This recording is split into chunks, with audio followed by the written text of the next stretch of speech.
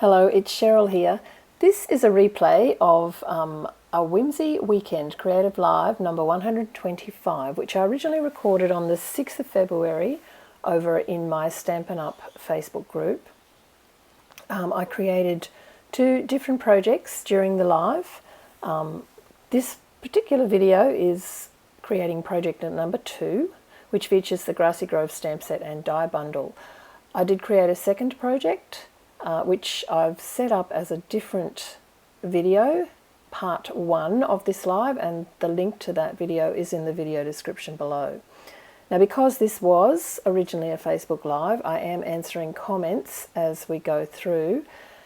You won't be able to see the comments here in YouTube, but if you would like to watch the Facebook Live original, I've put the link to my Sense of Whimsy Stampin' Up group in the video description below. But today, it's Whimsy Weekend. I hope everyone's having a lovely weekend.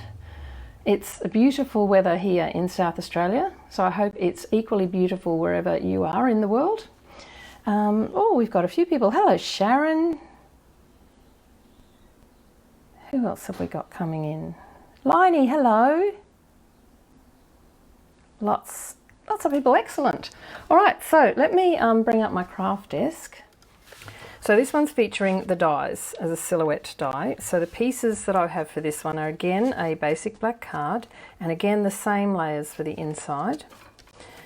And we've got a few different layering layers this time. I've got Pear Pizzazz again, but I've added Misty Moonlight to the mix with a very fine border.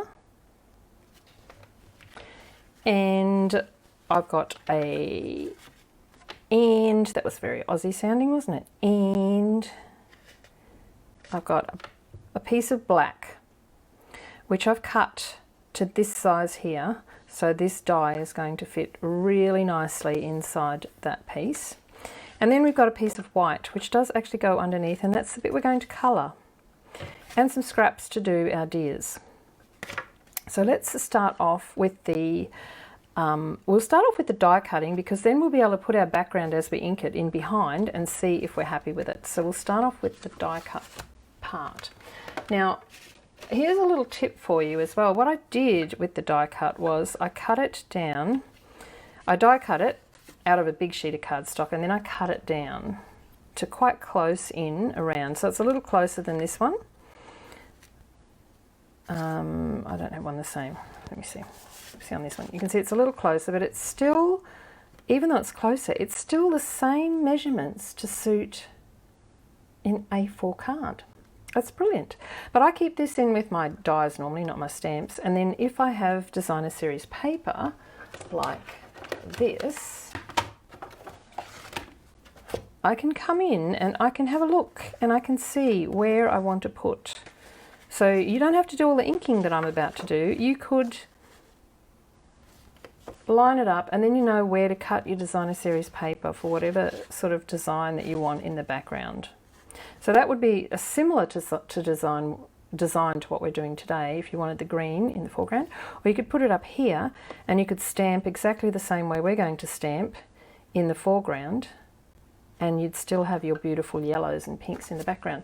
So yeah, if you don't want to do all the colouring, definitely use some designer series paper in the background. And then this is one that I'm just keeping. It's not even punched fully out yet, but I'm just keeping it aside as my little template for where I want to cut my paper. And then you can extend the borders for this however far you like, but you know that your seam part behind has to fit within that area. So let's grab the dies. Here they are. So where did I put them? So we will need this big tree. So what we may as well do our deers at the same time. So I've got the big deer and the little deer.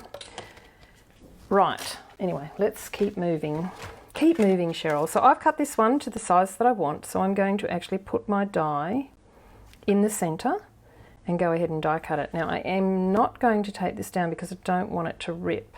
You could use a little bit of something that doesn't rip, like Post-it note if you wanted to. I'm just going to wing it. I'm going to bring in my Stamparatus. No, I'm not. I'm going to bring in my Stampin' Cut and Emboss machine. line this up in the centre. It's fairly big, so it should stay put without being held down, and my plates aren't too bad at the moment. Okie doke. So let's run that through. I think this needs to come down a little bit more.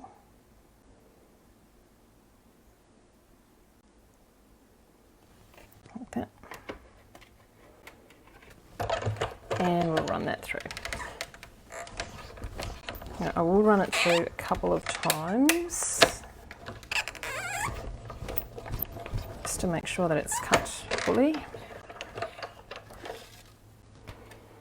Let's just do a double check before I take it out. Yep, all looks to be cut. Okay, so I'll just pop that over there for a second. Now this part's already popped out of the middle. Get rid of all these little black bits. I forget now that you can actually see me in the corner, and you can see that I've just scraped all those onto the floor. I have a broom. So if you're only doing one deer, you could die cut one of these deers out of this scrap bit of cardstock that's been come away from the inside. It does fit this one, the little one. You can only do one though, it only fits one. So I've actually got a scrap here, but that would not waste your cardstock, so you could do one in there and then do one here. But I'm going to do one large deer and one baby deer. And just not waste that little scrap of cardstock that we pulled out of there.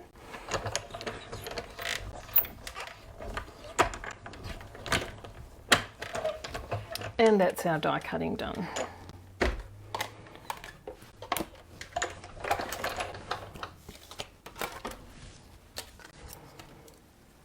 So we'll take all our bits out.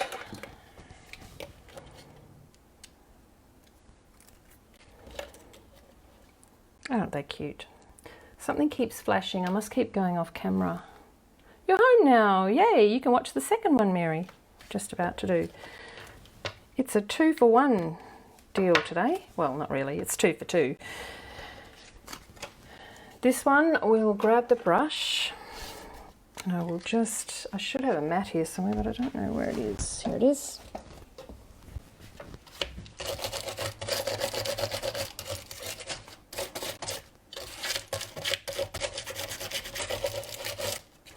Take out as many of those little bits as we can.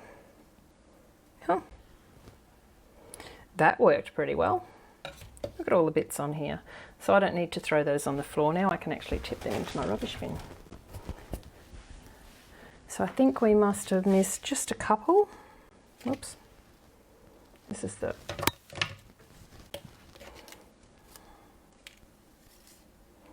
just a couple of little pieces.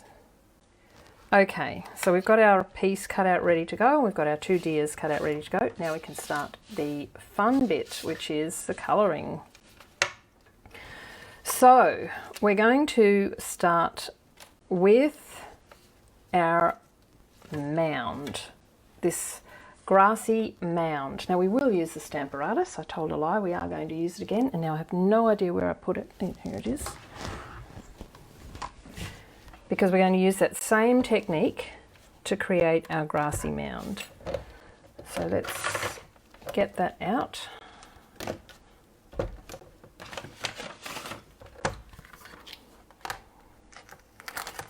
It's huge. It's a huge stamp. And I will still use my index imaging sheet, which is the same name as they used in the Stampimaging, so that's what I'm running with.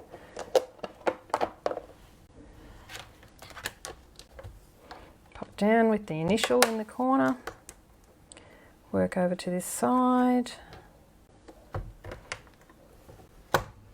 and we will stamp this one up with black, and then I'll take the ink off.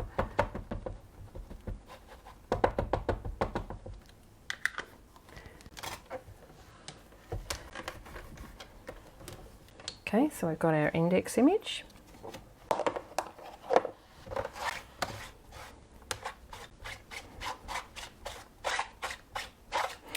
this reminds me a little bit of a coral mound with coral on it and seaweed as well. So you could, yummy.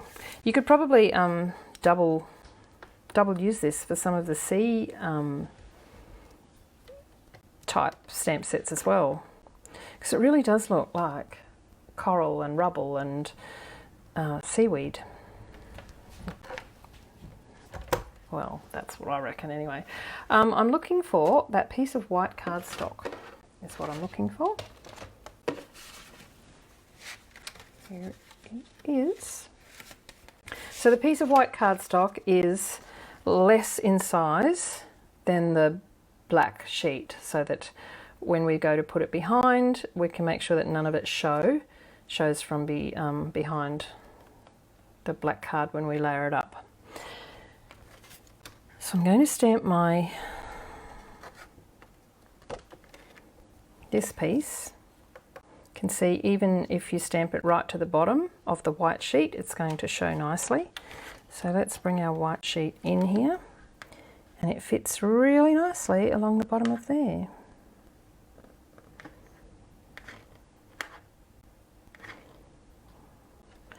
A bit like that, right at the very bottom, so that we don't cover up our entire middle of our scene, like that. So bring in our magnet, hold that in place, and we're going to colour that up in the same way that we did the other one. So how I see that image is that there are rocky bits in the foreground, or they're probably grass, but I've made them brown. I made them rocky bits, and then some green, and then some lighter green for the bits of foliage. You could certainly make the foliage like purples or whatever colours you like. It's totally up to you. I'm going to use a little bit of that soft suede, and I'm doing the same thing, that thumping sort of technique, just to add some colouring down here.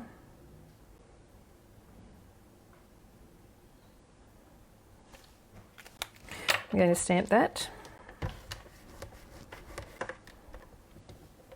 I'm going to add a little bit of cinnamon cider, and I'm going straight over the top because I've taken most of the ink off, but I do want to fill in. So cinnamon cider is a lighter colour, so I do want to fill in any bits I didn't get with the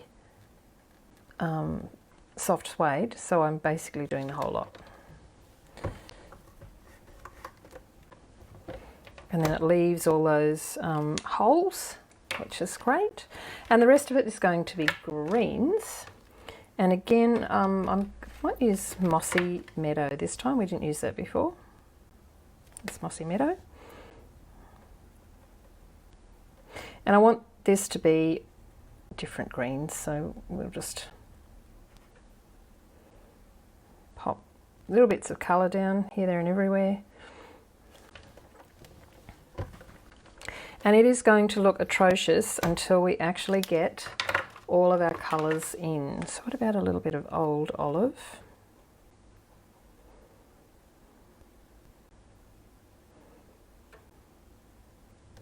But really I'm not being too, yeah, Stampin' Write markers, Mary.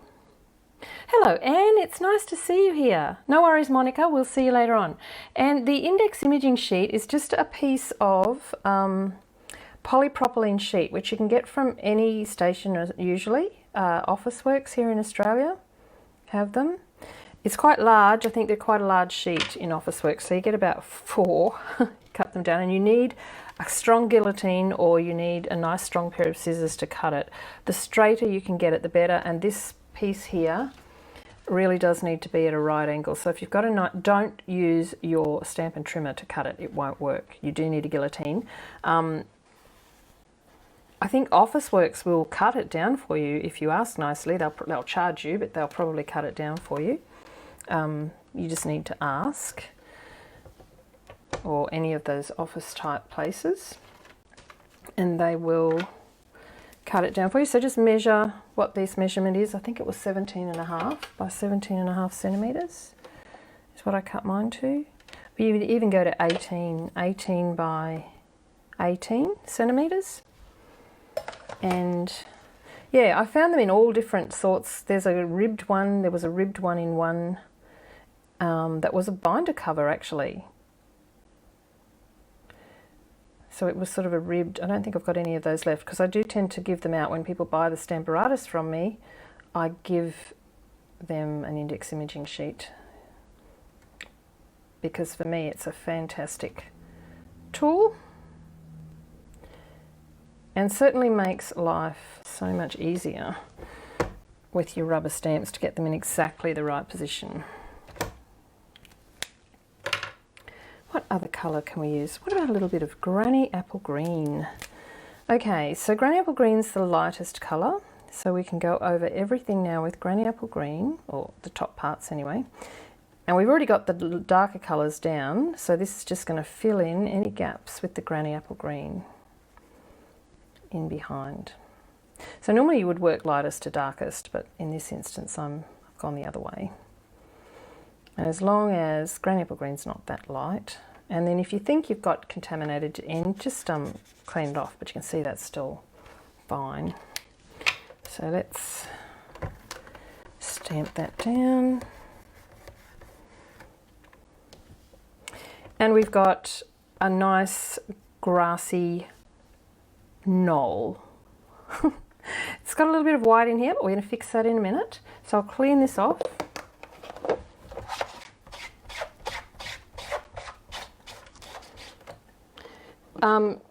It needs to be, well, you can use the smaller one that came with the Stamp-A-Majig that's like this size, but I tend to work right out to the edge because otherwise you can't move your card further in if you want to position something right to the outside. So I tend to work around here. So I think it works best if you have one that is similar in size. So this is, I should have just read the thing. It is 18 by 18 to the outside of that grid. You could make it even 19 by 19, would take you right to the edge. I just like it to be inside a little bit so it doesn't I don't knock it so much when I'm working on it. Although, yeah, that's totally up to you, but yeah, bring it out reasonably close to the edge and then you've got lots of space to work with. Okay, so that's the bottom part, the grassy part. So let's now work on the colouring part. So I have blending brushes for all of my colours, but if you don't have a lot of blending brushes, just use, you know, one for yellow. I'd keep one for yellow and then, you know, use one for reds and oranges, one for pinks and purples, one for blues, one's for browns, one's for greens. I've got one in each colour. So I'm going to start off with this colour down the bottom and fill in these rocks. So I've got, just excuse me reaching up, but all my ink pads are above me. I've got crumb cake up here. And I should have them all down, but they just make a big mess. Now, I tend to work on blocks when I'm using my blending brushes because I can be a little bit ferocious and I don't want to damage the top of my lovely soft ink pad. So I've got a heap of blocks here for all the colours that I'm going to use. So we'll take some crumb cake and I've just popped some on the block. Got my ink blending tool, I'll just take off the excess and then I'm just going to add some colour into the background of those rocky bits down the bottom.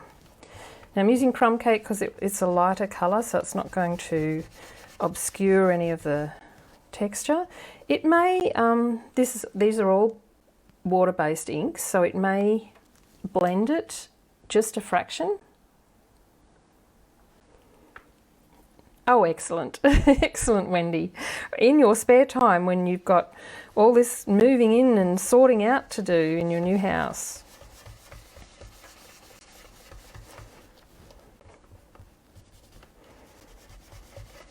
You know what? Sometimes I struggle to watch my videos back, Wendy.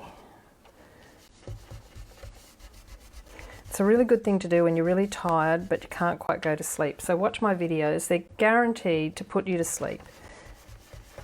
Someone told me that it's my nice calming voice that does that. I'm hoping that's right.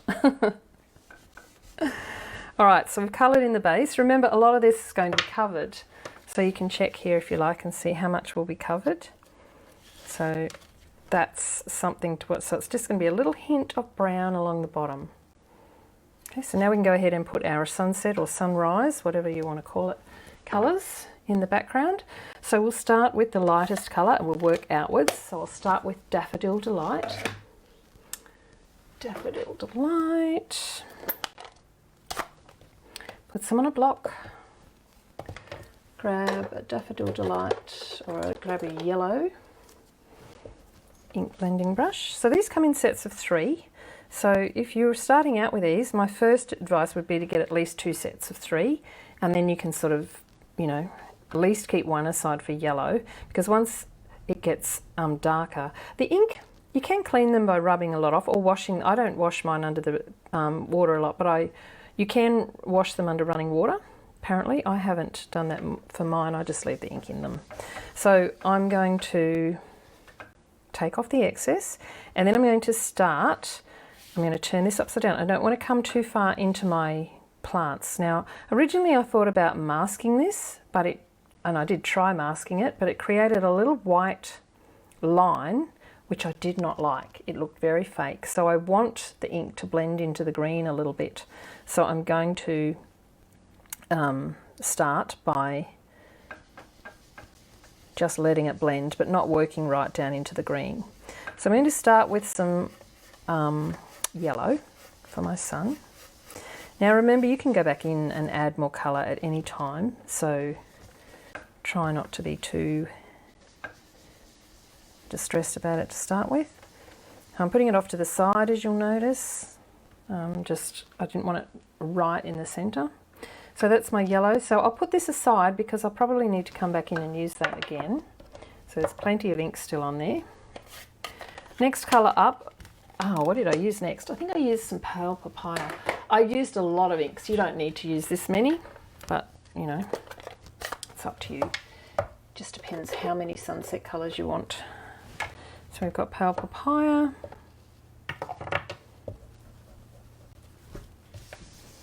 Pale papaya is quite a soft colour. And I'm just going to put that around the edge of the yellow. So the trick here is to always take that excess off first, just so you're not going to get a big blob of ink. Sometimes that'll happen, but if you're working lightly to start with and then increase the pressure as you have worked out you haven't got a big blob there, that should be fine. So that's just added a little bit of an orange layer. Put that aside again in case I need it. Now we'll add a little bit of, what was the next colour that I used? I wonder. I think it was Floaty Flamingo. A pinky colour. Floaty Flamingo. Let's try that, shall we? A nice soft pink.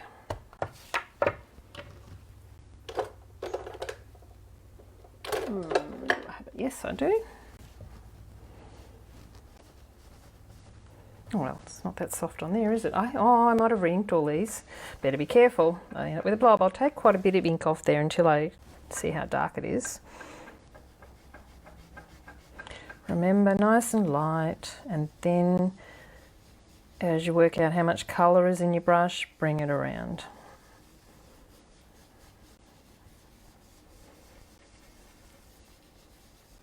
Now I'm just going to extend that along the horizon line a little bit.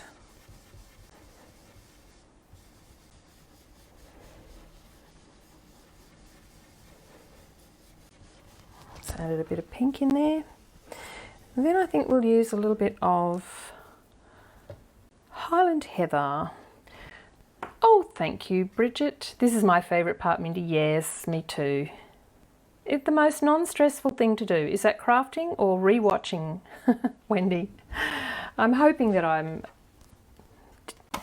helping to de-stress you a little bit. Let's try some Highland Heather next up. Or Fresh Freesia probably would have worked as well. So you can use any colours here. Any colours you like. That's the beauty of using inks, is you can really use any colours. Okay, let's put some purple into the mix here. And this is probably going to look totally different from this one, because everyone looks totally different.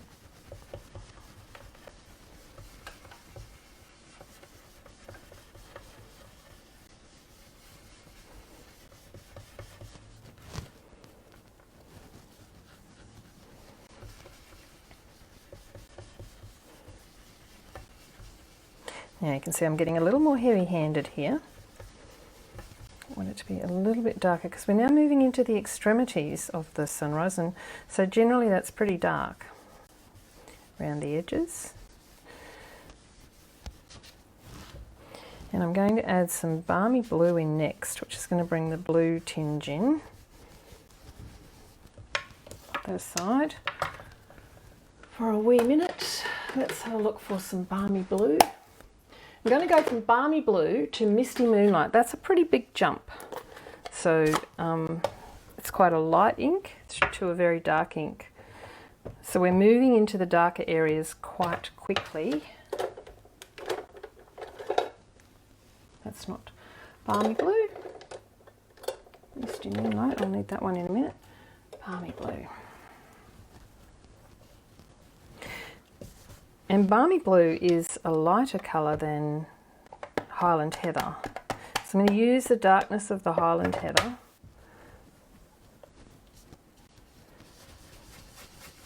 So see what happens to the Highland Heather when I put the balmy blue over the top? It intensifies it, which helps us move into those darker shades. So really when I put the misty moonlight down next, I'm going to bring the misty moonlight into the balmy blue, and the only blue that we'll pick up from the balmy blue is what's over the Highland Heather.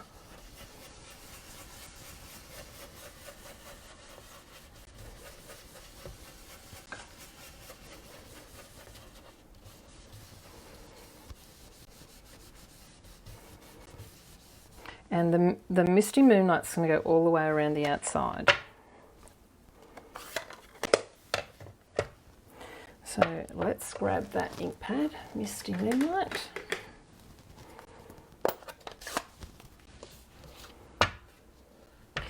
And there's a few little blobs here. I'm not stressing too much because remember we've got all those leaves of the trees to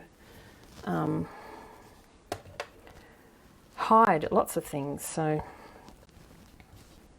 right, now Misty Moonlight is a dark ink, so let's take off all of that really dark stuff.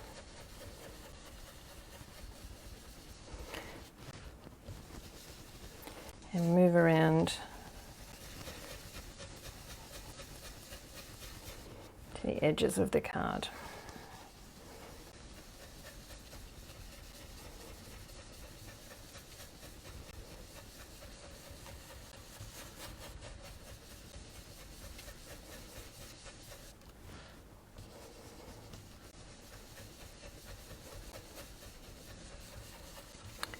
So the black in the silhouette is going to create our really dark edge. The Misty Moonlight just needs to be a transition from the lightness of the sunrise or sunset colours into the black.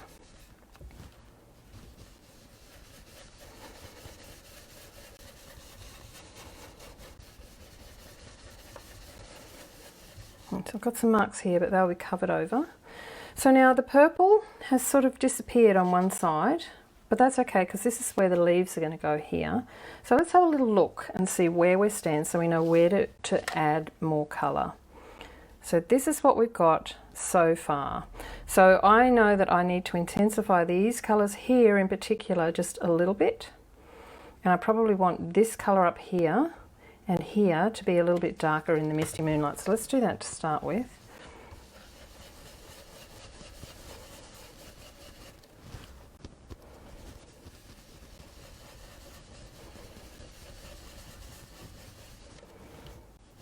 Oops.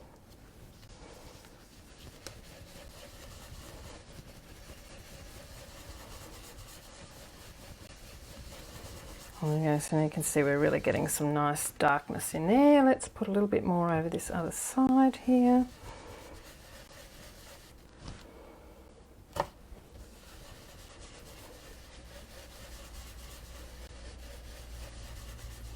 Like so. And I think we will put in here a little bit more of that floaty flamingo. So I've got floaty flamingo still on my block here. Just going to move away from these colours because they're not.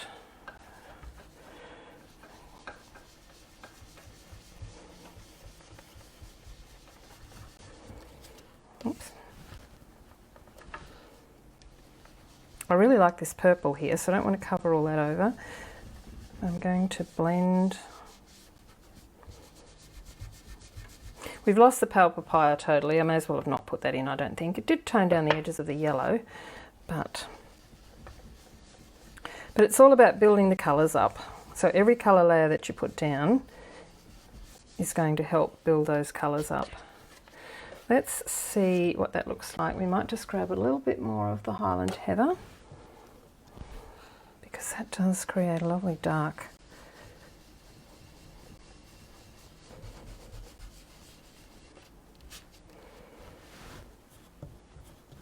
So I've got all my blocks sitting out here as palettes. I've just got to remember which colour was on which block.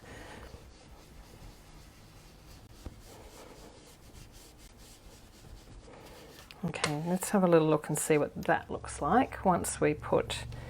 Now that's starting to look pretty good. I like it. What do you reckon? Looks pretty good? It's a bit lighter than this one, but that's okay. It can be a different sort of day. Okay, let's all run with that, shall we? You can see all of your, you can't see any of your blobs anymore because they've disappeared with the trees. Just remove all of these blocks.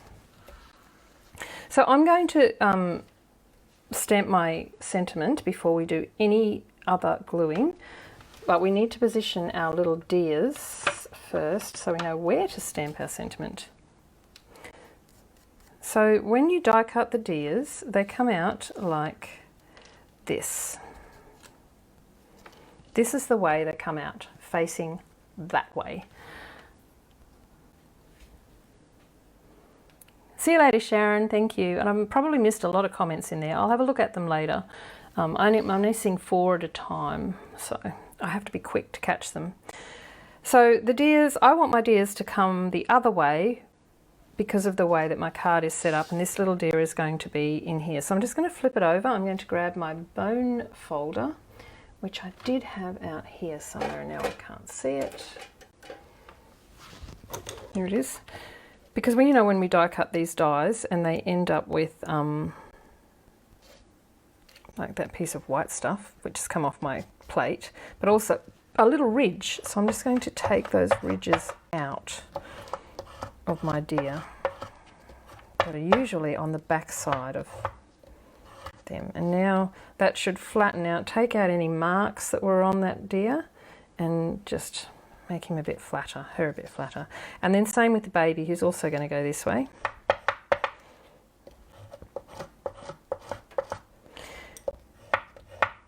The other thing would be is, because you know these are going to, if you knew these were going to go up the opposite way, to cut them with the clean plate, up against the clean plate. And then you wouldn't get quite so many marks at the back. Okay, so they're ready to go and they're going to sit. The baby will sit probably about here, and the mother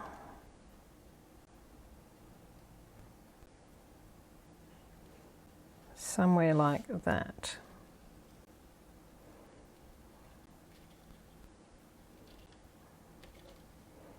The mother does not want to stay straight. Something like that. So they're going to tuck in behind these trees a little bit. We need to leave room for that sentiment. That's the trick. So tuck them around. I'll just grab my Stamparatus because we'll stamp with the Stamparatus. Just, I haven't done all this work to muck it up now. So we'll just lift this up. Bring this over. I'm going to stamp with black. Now I'm going to choose one of the small sentiments. I really like the thank you, but you do have to get the lines really straight. So I'm going to put see the good. Do I want see the good? We might try the thank you again. See the good. See, it sounds like it needs something else. So again, we'll use our index imaging sheet. I've still got this image on the back. I'll just clean that off. I do have plenty of them. I could use another one, but clean it off. Dry it on your jeans. No, don't really dry it on your jeans. Dry it on some sort of rag. Do as I say, not as I do. And magnet. Just hold our sheet down to start with in the corner. Ink this up, stamp our index imaging sheet. Good night, Mindy. No worries. Thank you for coming along. It was lovely to see you. It's lovely to be back here again. Okay, so you can see that's very, very crooked. So with everything in position, we're just going to wriggle this around. So we know we want our thank you to show behind the trees, and we want it to be straight because of that line across the U. So ignore the deers for a minute because we are going to, I'll just pull them out. We'll position those according to the sentiment. We just need to make sure that that sentiment is not covered by trees and is straight. Now I should have stamped it straight because now it's crooked on the grid and I'm having to guess. Just going to grab, just bear with me, I'm just going to grab a piece of plain paper because the grid is distracting me.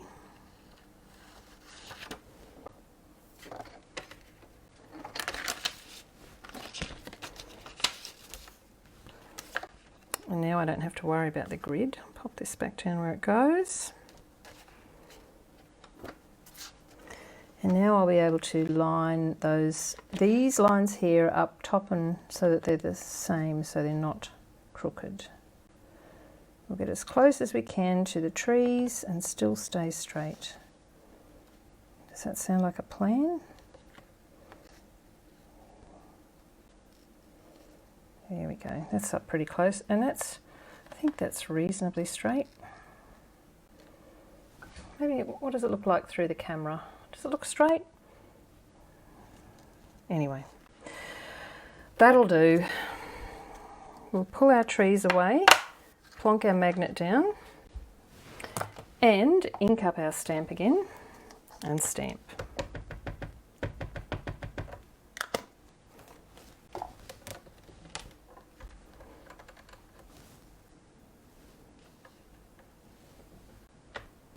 Oh, lovely and dark, don't need to stamp it again. I will clean that off before I go any further. I'm going to have to go soon because we've got an appointment for our COVID booster this afternoon. Duncan will be in a minute saying, "Why aren't you ready?" Oh, I just went a bit over time with my live. It's okay, we're nearly finished. I'll just have to clean the mess up when we get home. So then we'll bring this back in and we'll glue our deers down. Deers. Dear oh dear. Where are my deers? Here's one. Where's the second one? I probably pushed him off onto the floor. There he is, underneath the card.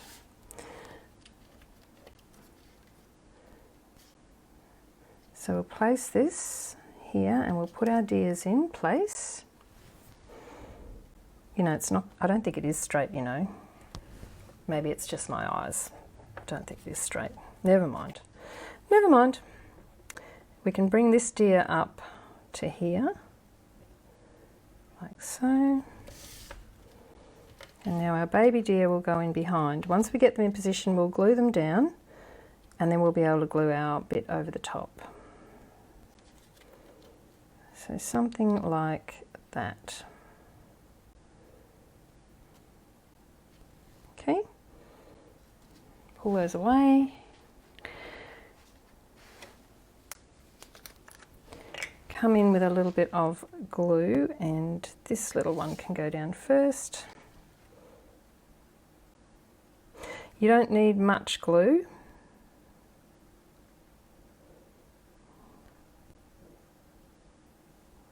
Come out. Just want little dots, and it won't come out in little dots, it must be blocked. It's going to come out in a big rush in a minute. I'm going to end up with glue everywhere.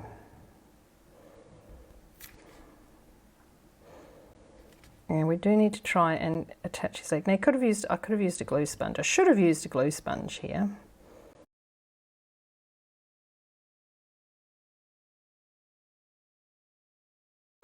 because I want to hold the mother up a little bit while I slide him in underneath here.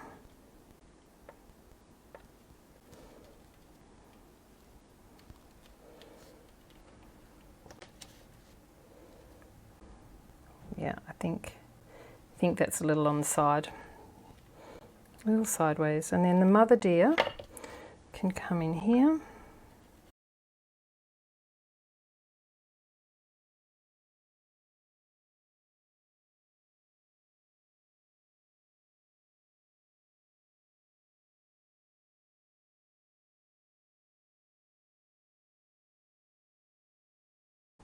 Glue her down.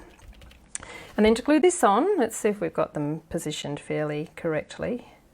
Yep. So I'm going to try and fix up my not straight image by, see on the back I'm tilting it a little bit so my image is not quite straight. If I put it on here straight, you can see that it's quite wonky, so I need to hook it that way a little bit. You've got a little bit of wriggle room in behind. Okay, so that's where I want to put it. Can we remember that? I'm being funny. Okay, the black Stampin' Dimensionals are great for this. I've got little ones, can't remember if I've got any big ones left. Got lots and lots of little ones. We might just use little ones, seeing as I don't think I have any large ones left. To open a new packet, we'll just use small ones. So I'll grab my take your pick tool, and I probably should have taken a heap of backings off these before, because the last thing you want to be doing on a Sunday afternoon is watching Cheryl take backings off dimensionals. Now I have cut the sound to this part of the video, and I've popped it on to fast forward just slightly, just so that we can get through this fiddly bit a little bit quicker. So basically what I'm doing is I take the backs off my dimensionals first before I apply them to my cardstock, but if you do it the other way around, totally up to you. I am going to place dimensionals all the way around the outside of the frame, and I'll also put some on the leaves where the full-size dimensionals will fit in the inside of the trees. Now some areas are quite small, so I am going to hook up a dimensional with my take your pick tool and then cut it with my paper snips, and that way I've got two very small pieces I can put on the stems of the trees and also into some of the smaller leafy areas. I do want to hold this image up around the outside and around the inside of the leaves, so that it stays up over the whole image. So on these inside pieces it's important to put some dimensional as well. And that should be fine. Now we need to put this down. I'm just going to grab a silicone mat in case my glue dots, my dimensionals go off the edge, because I'm going to tilt this. Which way were we going to tilt it? That was straight. We wanted it to go this way. Tilt it. So the idea being that you don't see any of the coloured card from behind the black, but you still don't see any white bits in here. So that's just gone right to the edge here and here. So that's straightened up my sentiment a little bit. That can go onto the Misty Moonlight layer, just with some glue. Some of the dimensionals are sticking out. That will just help it stick to the page along with the glue. I'll try and get that in the center of your layer.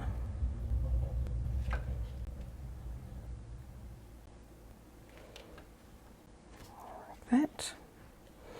And then onto the Pear Pizzazz layer. Oh, what happened there? My light changed. Oh, wrong edge on the back of the blue.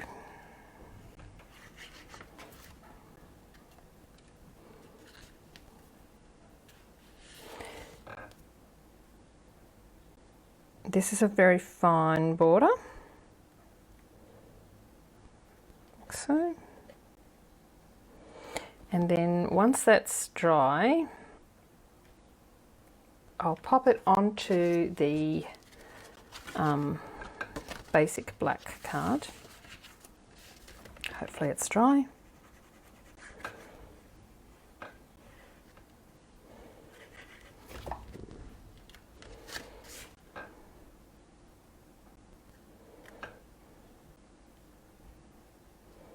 Like so. And that is the front of the card. So you see the thank you just sits there, and I think it does look a little bit straighter now than it was before. So we've managed to resurrect or fix that. And I'll just push all of this off to the side, and I'll remove this sheet of very disgusting paper. And so that is the two. You can see they're both slightly different. Just in the colouring, they'll always be different. You can do your insert. I haven't done an insert on either of them, but you can do your insert of the layers are there to do your insert. You could maybe sponge a little bit of colour here and just put one deer there, or even stamp one of the trees from the stamp set in there on some sponging would be really nice for the inside. I'm not going to do that now. The other card that we did was this one, which I really, really love. So I'm not sure which one I like best. I love the colouring in these ones, but I really love the natural feel of this one. So they're my two cards with the Grassy Grove stamp set and the dies that go with it. There we go. Thank you very much for coming along. It's been an absolutely lovely day, and I'll catch you all later. Bye.